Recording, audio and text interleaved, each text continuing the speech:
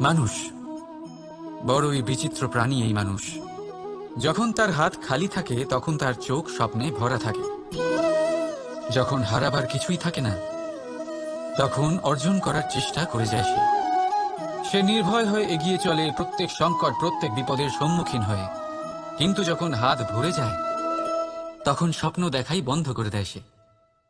যা পেয়েছে তা যাতে হারিয়ে না ফেলে সেই ভয়, সংকট ও বিপদের সম্মুখীন হওয়া বন্ধ করে দেয়। সেই পথটাই ভুলে যায় যাতে চলে সে সাফল্য অর্জন করেছে। এটা অনুচিত। জীবনে যে কোনো পরিস্থিতি আসুক, যে কোনো অবস্থায় থাকুন, আহ্বানগুলোকে স্বীকার করুন। কারণ যদি আপনি সেই আহ্বান স্বীকার করেন তবেই আপনি এই সংসারকে কিছু দেওয়ার উপযোগী হয়ে উঠবেন। যদি সফল হন তাহলে এই সংসারকে নেতৃত্ব দিতে পারবেন, আর যদি অসফল হন